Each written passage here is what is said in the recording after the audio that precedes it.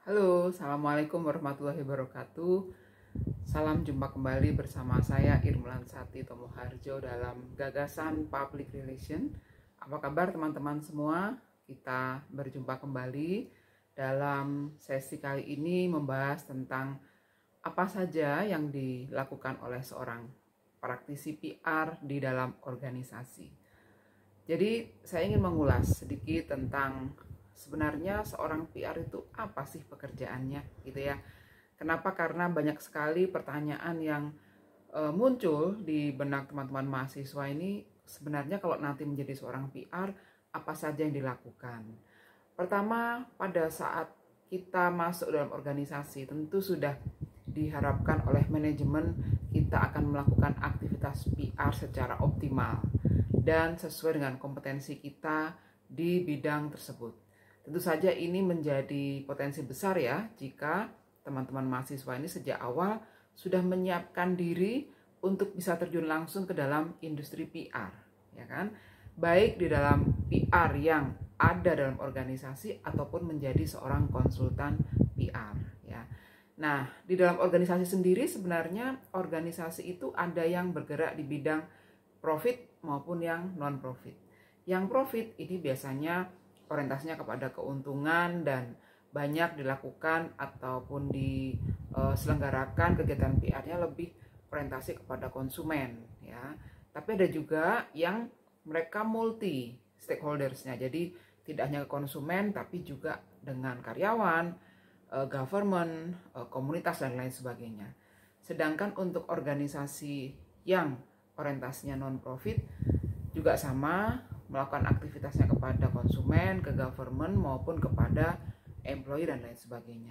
Nah, ini tentu saja akan memberikan manfaat buat teman-teman. Apa saja yang harus dipahami sejak dini aktivitas yang dilakukan oleh seorang PR.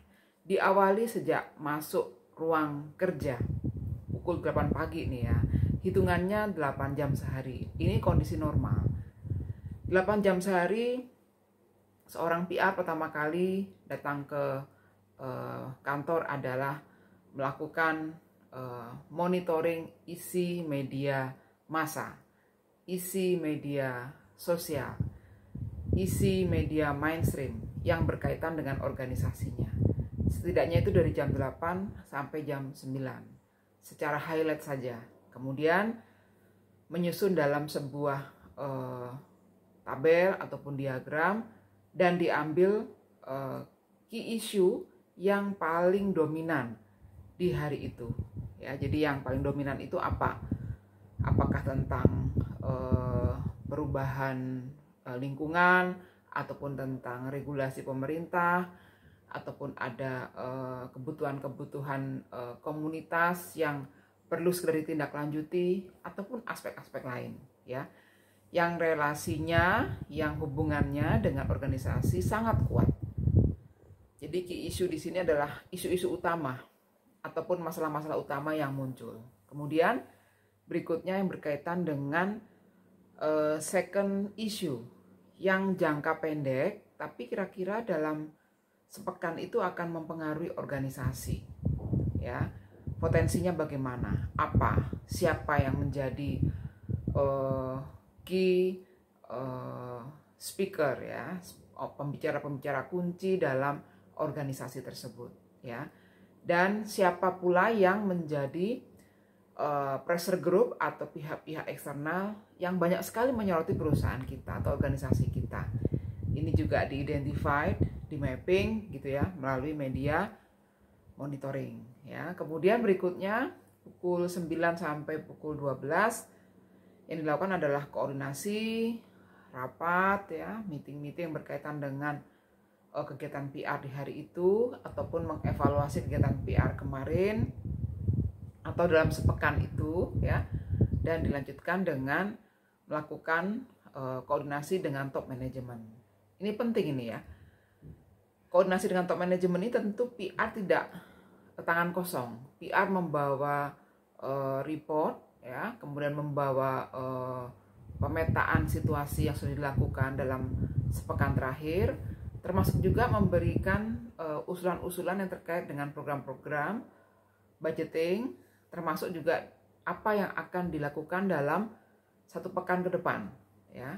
Bahkan juga dalam waktu 9 sampai 12 tadi, PR juga bisa memberikan ataupun memetakan agenda-agenda yang harus di-prepare, ya, dikomunikasikan, dikoordinasikan dengan unit lain dalam 1 atau 2 bulan ke depan. Jadi kalau posisinya dipetakan di 3 atau 4 bulan ke depan ada agenda atau program lain, tentu sudah dikondisikan, baik dalam pemetaan nama, tema, tempat, kemudian siapa yang akan bertugas, biayanya berapa, dari mana, ya, termasuk flow dari komunikasi yang berkembang dalam kepanitiaan misalnya, ya. Nah, ini juga perlu dikondisikan dalam waktu 9-12 tadi. Tentu ini waktu yang sangat pendek sebenarnya, karena koordinasi komunikasi antar unit, lintas unit itu bisa dilakukan tidak hanya secara online, ya, melalui Gmeet ataupun media Zoom, tapi juga kalau harus ketemu dengan tim di luar kantor, ya, berarti kan harus keluar dari kantor, ya. Nah, ini yang perlu dipetakan, diatur sedemikian rupa waktunya misalnya, atau dari pagi sudah berangkat ke lokasi tempat pertemuan, dan di situ teman-teman sudah bisa melakukan pemetaan secara online, baik melalui handphone ataupun dengan laptop, dan diakses dimanapun, sehingga pada saat nanti rapat jam 9 sampai jam 12 sudah punya materi, ya. Oke, 12 sampai jam 1 istirahat. Ini kalau normal. Kalau kondisi krisis tentu tidak seperti ini polanya, ya. Oke, kita lanjut dari jam 1 sampai jam 4 sore. Nah, 1 sampai 4 sore ini apa saja yang dilakukan? 1, membuat konsep yang berkaitan dengan proses riset, ya, yang dipetakan untuk bisa audience research, bisa employee research, ataupun program-program lain yang sudah dilakukan. Kemudian kita akan melihat apa dampak dari sisi stakeholders misalnya, gitu, ya. Kemudian yang kedua, melakukan pengecekan draft press release misalnya, melakukan pengecekan draft proposal program misalnya. Ini yang saya ulas adalah aktivitas PR bagi level PR Madya, ya. PR Madya itu berarti PR tengah, ya, yang dia tidak terlalu ke manajerial, top management, dia juga tidak terlalu fresh graduate, ya. Jadi ini buat PR Madya yang levelnya sudah di tahun ke-3 atau ke-6, ya, bekerja sebagai PR. Ini saya sampaikan begini kenapa? Karena agar teman-teman mahasiswa sudah punya bayangan saat nanti akan menjadi PR apa saja, ya, saat saya di tahun pertama, kedua, dan ketiga. Kalau level Madya berarti posisinya level tengah, ya, middle management. Ini sudah melakukan aktivitas yang pengambil keputusan, ya, kemudian problem maker, sekaligus juga memberikan inputting kepada top management, ya. Oke, lanjut dari yang jam 12 sampai jam 16 tadi. Berikutnya adalah berkoordinasi dengan tim. Kalau tadi koordinasi dengan top management, sekarang dengan tim. Koordinasi dengan top management dan unit lain, ya, yang tadi jam 9 sampai jam 12. Yang jam 13 sampai 16 adalah koordinasi dengan tim untuk persiapan agenda besok, hari berikutnya, hari kedua, dan ketiga, dan seterusnya. Bahkan untuk pekan ataupun minggu ataupun bulan berikutnya, ya. Koordinasi dalam hal apa? Pertama, budgeting dulu, dipetakan. Kemudian programnya. Dan yang ketiga, apa yang akan diharapkan oleh manajemen organisasi dengan program tersebut, ya. Selanjutnya dipetakan juga apa yang dilakukan oleh organisasi pada saat proses jelang program dilaksanakan, ya. Nah, ini tentu PR harus ngecek mulai details, ya, dari siapa yang menjadi MC-nya, siapa yang rundown acara, siapa yang akan mendatangi sebagai speaker, bagaimana rundown acaranya, dan bagaimana flow, sekali lagi, ya, flow dari informasi berkembang dalam kepanitiaan, sama seperti tadi yang di pukul 9 sampai jam 12, ya. Nah, ini tentu menjadi sebuah rutinitas, ya, dan diakhiri di sore hari adalah briefing untuk tim yang berkaitan dengan program esok. Nah, ini yang penting juga dilakukan. Middle management ini memang harus memiliki kemampuan untuk leadership ya. Kemampuan coaching, kemampuan mentoring, dan kemampuan motivating kepada tim.